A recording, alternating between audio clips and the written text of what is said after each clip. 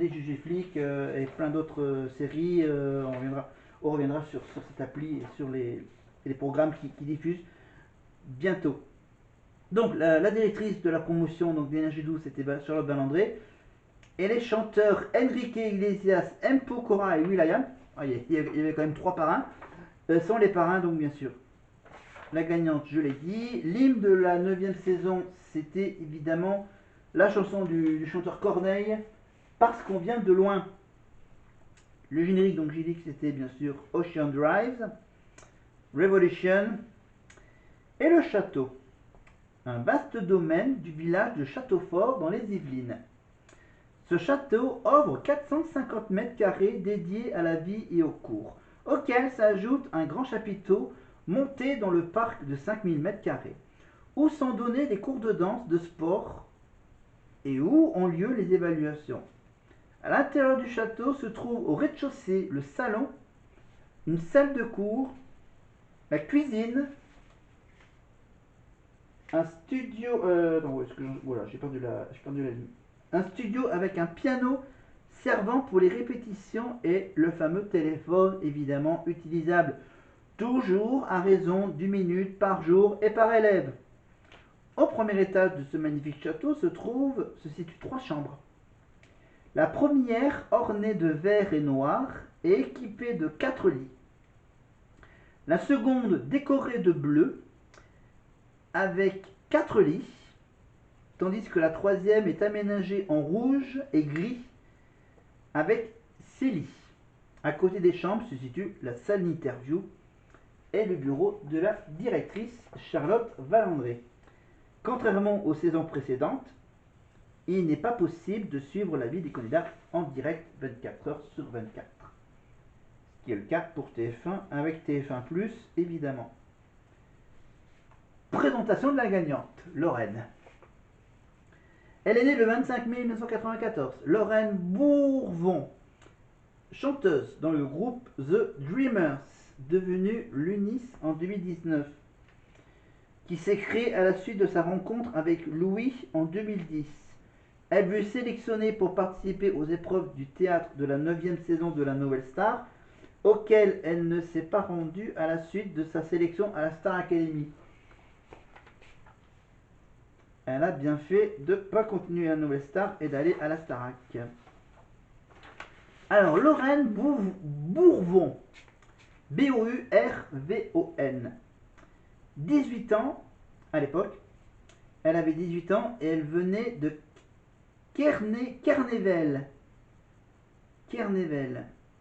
La finaliste, c'est évidemment Zaira Setouti, S-E-T-O-U-T-Y. À l'époque, évidemment, elle avait 25 ans. Elle est originaire de magnifique ville, la ville de Hyères, H-Y-E-R-E-S.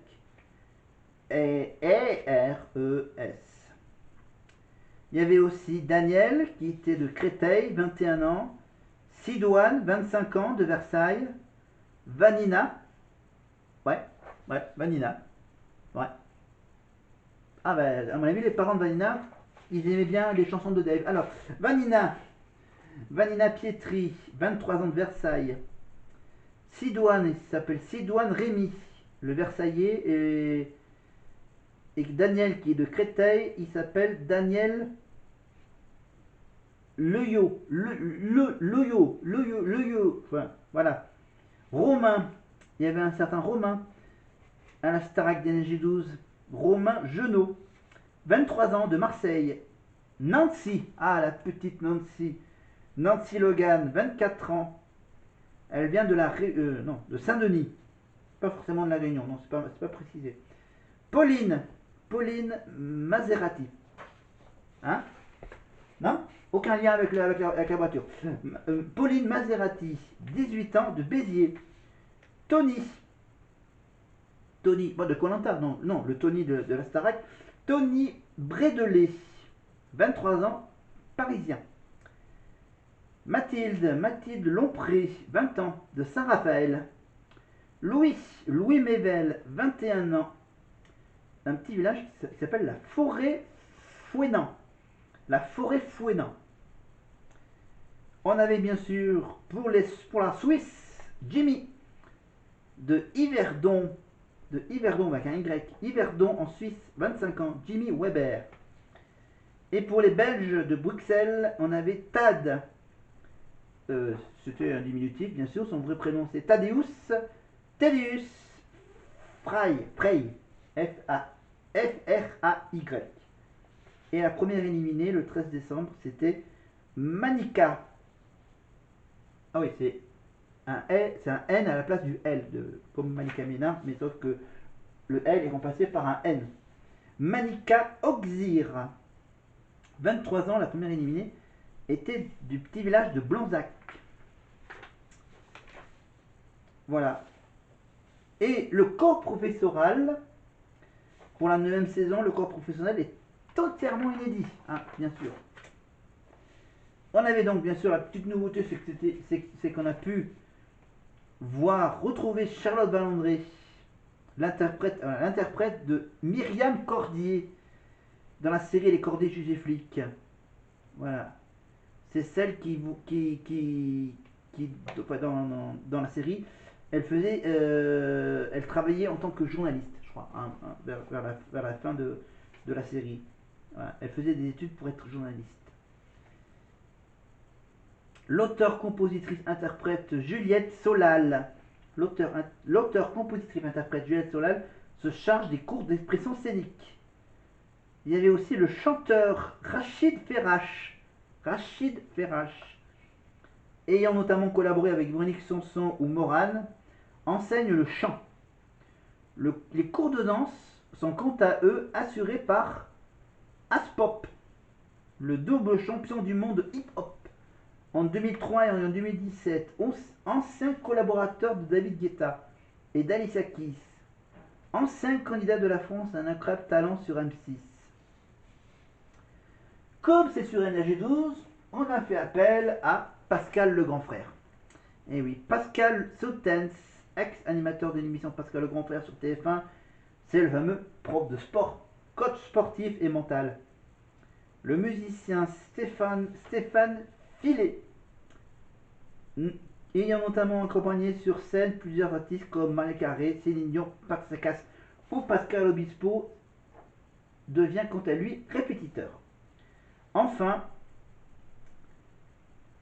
pour la gestion de l'image des élèves, ils avaient fait appel à cette fameuse Zaya. Non, je rigole. Zaya Adadouche, directrice de promotion chez EMI, Moujek. Voilà. Donc, on récapitule les matières et le nom de prof. Directrice, Charlotte Ballandré. Prof de chant, Rachid Ferrache. Prof d'expression scénique, Juliette Solal. Prof de danse, Aspop. Professeur d'éducation physique et mentale, Pascal Sautens, le grand frère. Répétiteur, Stéphane Filet. Et le petit bonus, la gestion de l'image avec Zaya Adouche. Voilà, c'est pas Adadouche, il y a H-A-2-D-O-U-C-H-E. Voilà. Zaya Adouche. Voilà, le petit changement par rapport à la version classique. Chaque semaine, lors du prime, les élèves sont divisés en 3 groupes, d'au plus 5 personnes. Chaque groupe doit revisiter un tube et présenter un tableau personnel sur lequel les élèves sont notés par les professeurs. Alors, faut comprendre le changement. Le meilleur élève du prime a la priorité pour la constitution de son groupe. 3 chansons lui sont proposées, parmi lesquelles doit être choisie celle à interpréter lors du prime suivant. Ce même meilleur élève désigne ensuite le leader du 2e groupe. Ce dernier choisissant ensuite le leader du 3e groupe, ces leaders composent à leur tour leurs équipes et choisissent les titres à interpréter. Pour chaque groupe, les élèves doivent se concentrer pour se répartir l'interprétation de la chanson et décider de la mise en scène, de la chorégraphie ainsi que des tenues à porter. les membres d'un même groupe doivent répéter ensemble. Et le leader doit maintenir l'esprit d'équipe. Est-ce que TF1 va penser à ce fameux petit concept qu'avait imaginé NRJ12? Ça sera une bonne idée pour TF1 voilà, de proposer ce fonctionnement en petits groupes. Leçon du Prime, chaque groupe présente sa création et les élèves sont jugés sur la qualité de leurs prestations et la note compte pour les évaluations de la semaine suivante. Ah, il y a peut-être un autre petit changement, c'est ça? C'est quoi l'autre changement?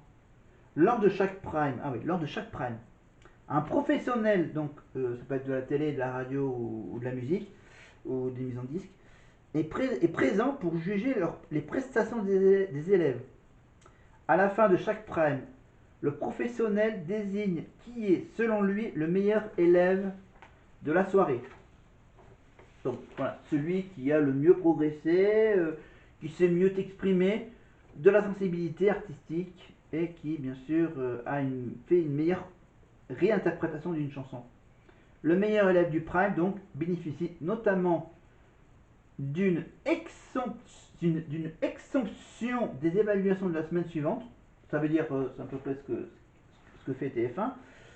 Donc voilà, une exemption des évaluations. Donc ça veut dire voilà, être immunisé pour les prochaines évaluations. Il bénéficie d'un duo avec un artiste du Prime suivant. Et le meilleur élève du Prime bénéficie également du statut de leader d'un groupe et donc du choix de son univers artistique et de sa constitution. Donc,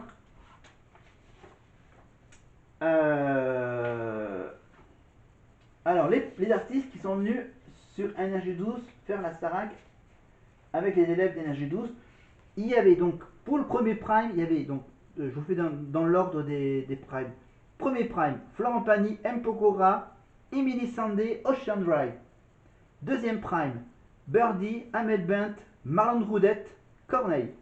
Troisième Prime, Jennifer, sur la Starac, Circus, la chanteuse Tal, Serge Lamain et Koé qui chante. Quatrième Prime, c'était en 2012. Le Prime de Noël, Scheim, Superbus, Raled et Kinvey. Cinquième Prime, pour la nouvelle année, ils ont fait appel à Alizé, la chanteuse Lame, DJ Mams, Jessie Matador, Julie Zenati, parce que c'est énergie. Voilà. Sixième Prime, la comédie musicale 1589, Les Amants de la Bastille. Bastian Becker, Julian Peretta, Les Bébés Brunes. Prime numéro 7, Patrick Bruel, Sheriff Aluna, Big Ali et Watibi. Huitième Prime, Mika, Youssoufa, Zao, Michael Miro. Prime numéro 9, Zucchero, Chimène Badi, Connor Ménard, Lazza Morgan. Dixième Prime, M. Pokora, Leslie, Tal, Merwan Rim, Section d'Assaut. Je pense que c'est un Prime spécial Goldman, évidemment. Génération Goldman. Prime numéro 11, le Prime de la Saint-Valentin, Christophe Willem, Axel Tony et The Lumineers. Les Lumineers. 12e Prime, 21 février, Bruno Mars, Oli Murs, Emmanuel Moir, Tal, Maxime de Rémez, Katrina Patchett, dans avec les stars, et Opus Jam. Et pour la finale de la Starac, le 28 février 2013, donc bien sûr M. Pokora, bien sûr le parrain, Josh Groban, Lafouine, Michael Miro, Brice Conrad, et bien sûr tous les anciens élèves de la promotion. Voilà. Et on va bien sûr, la prochaine fois, on va bien sûr décliner, lors de la prochaine vidéo, bientôt, décliner Prime après Prime ce qui s'est passé. Ça va être un long dossier évidemment à suivre, semaine après semaine. On est déjà sur la... Ah non, on est sur. Ah non, on est sur la fameuse prestation avec 1000 choristes, ceux qui sont sur la scène, dans la fosse et dans les tribunes du studio de la Plaine Saint-Denis pour la fameuse chanson du film The Greatest Showman. Évidemment, on vous met juste un extrait avec bien sûr le refrain.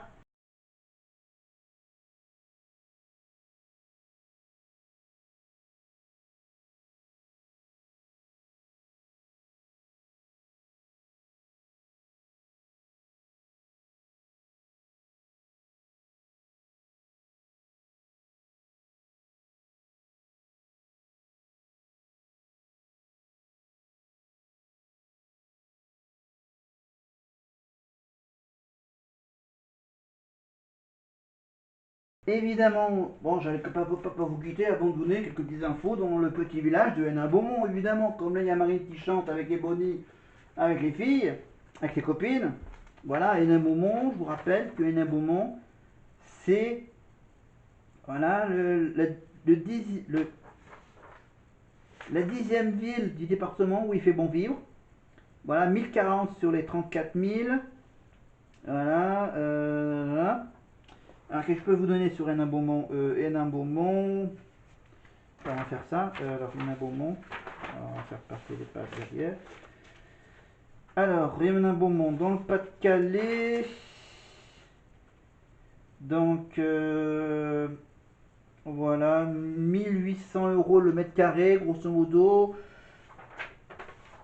Voilà, donc voilà pour aller vivre à Hénin-Beaumont. Alors, Hénin-Beaumont, donc ça c'est le côté immobilier. Voilà, parce que je les ai imprimés en format paysage, c'est terrible. Alors, la population d'Hénin-Beaumont, tiens, la population d'Hénin-Beaumont. Hénin-Beaumont est une ville de 26 000 habitants. Voilà, 26 035 habitants. La superficie d'Hénin-Beaumont est de 20,72 km². Une densité de 1257 habitants au kilomètre carré. Située en Pas-de-Calais, département 62, la commune de Hénin-Beaumont, dont le code postal est 62 110, est composée de 52% de femmes et 48% d'hommes, quasiment l'égalité parfaite. La répartition par âge, bon ça c'est un autre problème.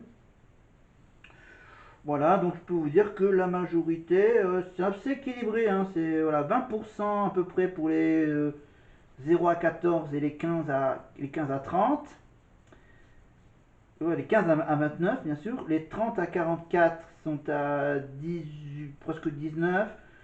Les 40, les 45-59 ans, ils sont à 19%. 16% pour les 60-74 ans. Les 75-89 à 6% seulement d'Hénin-Beaumont. Et les 90 ans et plus, il n'y en a que 272. Les 272 de 90 et plus, donc à peine 1%. Pour le boulot, les travailleurs, alors qui c'est qui travaille à Hénin-Beaumont? La majorité des habitants d'Hénin-Beaumont, ils font quoi? Ils sont surtout, sont surtout retraités, hein. 4690 retraités, 4633 sans activité ou autre.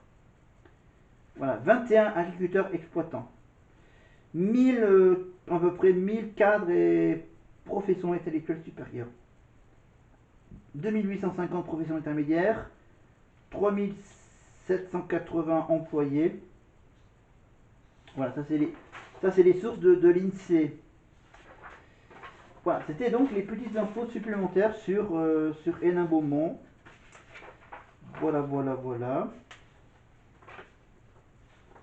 Donc voilà, juste pour vous dire bien sûr qu'à Hénin-Beaumont, on capte la 4G. Voilà. Et donc on vous prépare. Attends, là, où est-ce que je les ai les dates de la tournée? Juste pour savoir, parce que bien sûr j'ai envie de parler de ce petit village d'Arras. Alors les dates de la tournée, hop, je les ai là. Les dates de la tournée, donc Épernay c'est fait, Limoges c'est fait, Toulouse c'est fait, Pau c'est fait. Le week-end prochain, je vous rappelle, le week-end, Amiens, la doublette allemand, le 8 mars, concert à 15 h et à 20 h. Et le 9 mars, le dimanche 9 mars, donc, ils finissent la semaine à Angers, dans la Loire. Voilà. Donc Zénith d'Amiens, vendredi soir. Le Mans à Antares, dans la salle Antares à Le Mans, donc à 15 h et à 20 h le samedi 8 mars. Le 9 mars à Angers, à l'Arena de la Loire. Je garde évidemment le sujet d'Arras, quand ça sera l'anniversaire de Marine, donc vers le 21-22 mars.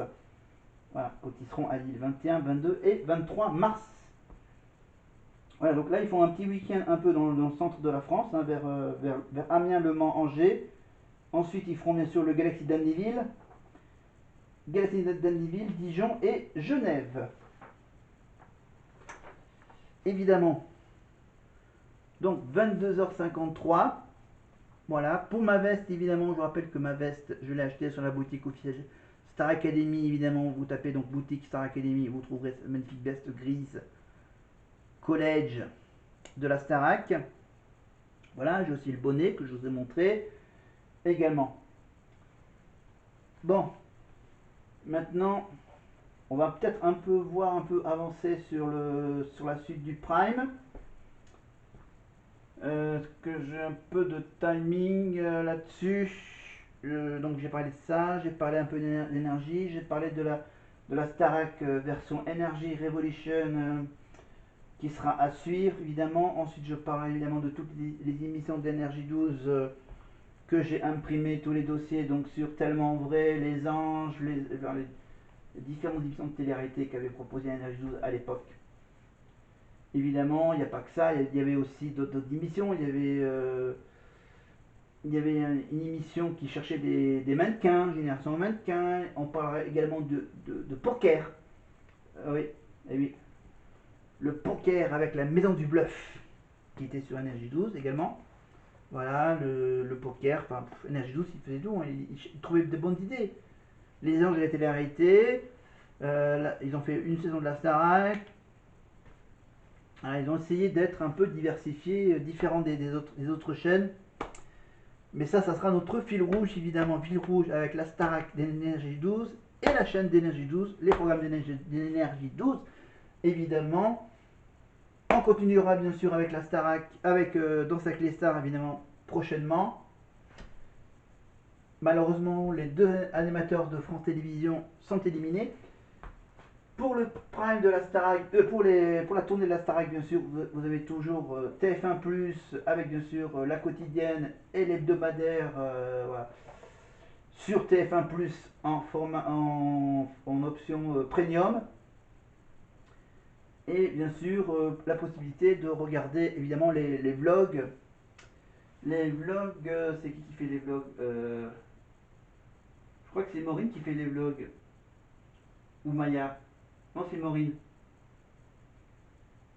Enfin bref, vous trouverez facilement les vlogs, ou sinon, bien sûr, vous les suivez sur TikTok ou Instagram. Voilà. Là, c'est quoi là Là, on va démarrer donc le prochain prime avec une prestation dansée et chantée avec Marguerite